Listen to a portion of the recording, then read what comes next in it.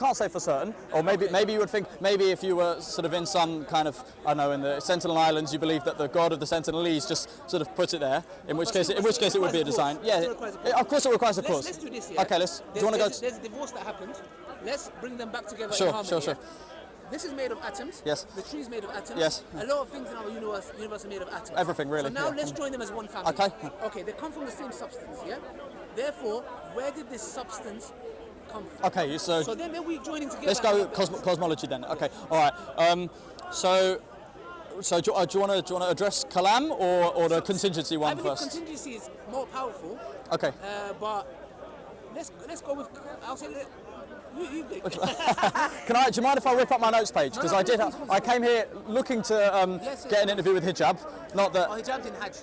Oh, is he? Oh, okay. I won't be seeing him for a while then. Because I wanted to ask him a few questions, not only about these arguments, but also because I read his book, which I thought was a very intelligent piece of essay. Yes, it was interesting. Some errors, I have to say, but you tell him off. I will. I shook his hand once, but then he got involved in some fight that was happening elsewhere. So, okay, right. No problem. Take your notes. Okay, do you mind if I read you something very quickly? So, this is... Okay, so philosopher David Hume, in his dialogues concerning natural religion, he has this to say on contingency. I don't think this is a quote, this is my sort of analysis. But Hume writes, "It is evident that we can never perceive the non-existence of a necessary deity as equally impossible as twice two, or 2 times 2, not to be 4, at least not with our current faculties." Is that... Do you want me to stop bit by bit and go into it? Okay, so he says, "It will still be possible for us at any time to conceive the non-existence of what we formerly conceived to exist. I.e., anyone is able to conceive God's non-existence, nor can the mind ever lie under the necessity of supposing that any object remain always in being in the same way as we lie under a necessity of always conceiving 2 times 2 to equal 4. Thus, necessary existence has no real meaning." So he questions whether it's even appropriate to distinguish between necessary and contingent existences. And then the character who he's using, Cleanthes, goes on to say, so that's point number 1. Point 2, he then says that, okay, let's grant the theist that there is some necessary being. He says that for all we know, the material world or universe as a whole itself might be the necessarily existent being in spite of the way in which parts of it might depend on other parts. Since it must be unknown, inconceivable qualities that make anything a necessary existent, for all we know, these qualities may attach to the ordinary physical universe rather than to any immaterial thing or person or deity behind it. Point 2 is maybe the easier one for you to answer. But Hijab and we also have Dr. Shoaib. They refute this argument. Okay, because right. What it is because what you're doing is you're giving the necessary cause, necessary being, necessary existence. You're giving those attributes to the universe. So what you're doing is you're saying, and this is where shit comes in, because we believe, I don't truly believe there's atheists exist. All they're doing is that you don't believe atheists exist. I don't believe there's such thing as atheism. Like okay. Individual atheists. What they do is this. Let me tell you why. I might be wrong. Yeah. Sure. Is that what we do is we get Mother Nature. So for example, we'll say, oh, this is Mother Nature. What you're doing is you're ascribing a attribute of God, the Creator, to Mother Nature. It's Mother Nature. The tree, wow, look, it's Mother Nature. So what you're doing is you're just worshipping something besides God. I'm not worshipping it really. I don't have any. I think I know what you mean, but indirectly, what's happening is, for example, what he said there is that this necessary existence may be the universe. So what you've done now is you've given the properties of a necessary being to something that's contingent. Okay, right. Let me. And that's not a possibility, because at the end of the universe, can the universe be any other way? Any other way? What do you mean? What do you mean by that? So, for example, the contingency argument is that, for example, the universe could have been any other way. The sun could have been there or not be there. The tree could have been there or not be there. Your shirt could have been there or not be there. It's not necessary. It's contingent. Yes. Okay. Yes, it's contingent. So it could have been any other way. Yeah. The necessary existence cannot be any other way.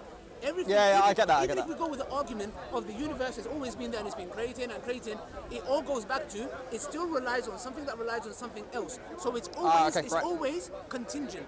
Yeah. Okay. But that's why we say it requires a necessary existence for it to make sense. Because the universe could have existed or not exist. Yeah. It could have been there or not there, yeah? Sure. Okay. Well, actually, no. I don't know that for certain. Okay. I would say maybe the universe was necessary. So what we say, Jacob, is that we say Excuse me. it's necessary existence. I mean, contingent, yeah?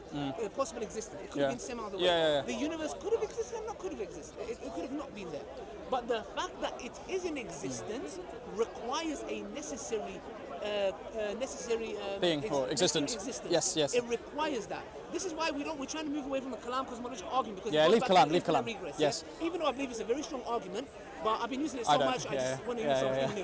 And this contingency, I'm kind of grasping this too, yeah? So Sure, that's fine. Me too. I haven't fully got it, but do you understand where we're coming from? I think I do. So several points to just there. So, what was your first point about you don't believe in atheists really? Oh yeah, no, that was it. We're taking attributes of God and instead ascribing it to Mother Nature. Okay, right.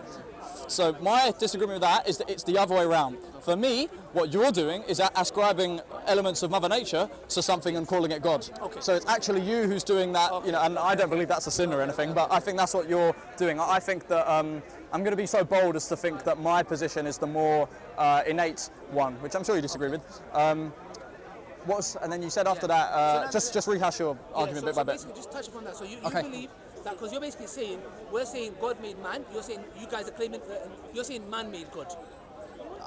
Yes, that's one way of saying it. Yes. Okay, the evidence to that, what I'm trying to say is that it goes back to the argument of that can the universe come from nothing? It cannot. Now that is sounding a bit Kalam-ish. It is. I'm trying to go there more forward. Maybe it can make you understand better. Okay, all right. Argument, I mean, the contingency argument can fly over people's head, yeah? So just to bring it back to the basics. Okay, all right, go. The universe, do you believe the universe had a beginning? I think it could have done, but I'm not sure. I wouldn't be justified in saying yes, it had a beginning. Okay, I believe in the Big Bang, but we don't know the Big Bang was the beginning. Let's go through the logical arguments. Yes, yeah? let's. Okay. The universe, we believe it was the Big Bang, etc. Yeah. It either came from nothing, logically, logically deducting, It either came from nothing. It either created itself, or it was created, or it was there infinitely. There is no other option that we can add in here. Logically. That sounds about right. Yeah. Okay. So now let's decipher them one by one. Yeah. Can we go to the self-created one first, just because that was the first one you mentioned earlier? Can I tell you why? Because now I'm not saying I know which of these four is correct. I don't even rule out the possibility of a creator. But logically, we're going to deduct. Okay, all right, okay, fine. Okay, so the self-creating possibility, for me, that is a possibility. Okay, I don't rule that out, just in the same way that I don't rule any of them out, because there's a guy, I think he's called Quentin Smith, some sort of, I don't know if he's a cosmologist or philosopher or something, right? He says, we know it is possible, I want to see if you agree with this, to have an infinite chain of causality within a finite period of time. Infinite chain of causality in a finite period of time. Do you agree with that? We have an infinite. Say it again. So an infinite chain of causality within a finite period of time. So it avoids the problem of infinite regress. And he's saying, Quentin Smith basically says that you could have the infinite chain of cause. You know, the universe is self-creating in that there's a cause upon a cause upon a cause upon a cause, but there is no. Is it the inflation theory that he says, you know, there's No. Forget inflation. Is more physics. This is all more. Do you know Zeno's paradox? Have you heard of that? A Greek philosopher, Zeno. He says that, and obviously this is sort of illogical. He was proving the absurdity of this claim. But he says if there's a tortoise and a hare having a race, okay, and the hare gives the tortoise a head start, okay, and the hare catches up. He says that if you really go logically, the hare will never catch the tortoise up because there will always be an infinite. First there'll be a meter between them, then there'll be a centimeter, then there'll be a millimeter, and he'll never catch up. So if our universe is finite, how can we have an infinite regress? If our universe is finite, and even if we go with what you say that there's infinite regress of causations, it still begs the question that it goes back to the contingency argument of it still infinitely relies on one another, and it does. But the infinite regress existence. Yeah. But the infinite regress problem is only really a problem, I think, if you assume, as Immanuel Kant did, that time extends back forever in the past. For now, I'm convinced that's not the case because. So if that's then if you believe time had a beginning. Time is finite. I'm pretty sure. If it's finite, then the question that you said that it must have created itself, It's not possible because for something to create itself, it has to exist and not exist at the same time. No. Because that brings me back to, even if time is finite, you can still have this infinite chain of causality. For example, let's take a ruler. Okay, it has a beginning. It has 0 centimeters on it. Okay, but let's say that the point of human, let's say 20, because we're 2,000 years in this future. Okay, if we go back in the past, okay, we can get to 1 centimeter. Okay, but we still technically have an infinite chain because we can just divide it infinitely. We can go 0.5, we can go 0.05. That's more called a potential infinite. Yeah, that's Okay, because yeah. operationally it's not possible. Yeah, it's operationally not possible. Do you get what I'm trying to say? Because it's yes. mathematically, I could come and say, what's the chance of me becoming a bottle instantly? A mathematician might come and say, let's put this equation together, 1 in a quadrillion billion. But just because you gave it a number doesn't mean it's operationally possible. Yes, and I'm sort of inclined to agree that we tend to want to treat infinity as purely mathematical rather than a physical reality. Infinite, just like how many parts of sand particles are there? Yeah. They just say infinite. Yes, but it's yeah, not yeah. literally It's infinite. technically not infinite. So therefore, we cannot say it created it on itself because for it to create itself, it has to exist and not exist at the same time. It's like my mother giving birth to herself. Yeah. Ustad Hamza also says that. Can my mother give birth to herself? No, she has to be there and not be there at the same time. It's not a possibility. So therefore, it cannot create itself. Can it come from nothing?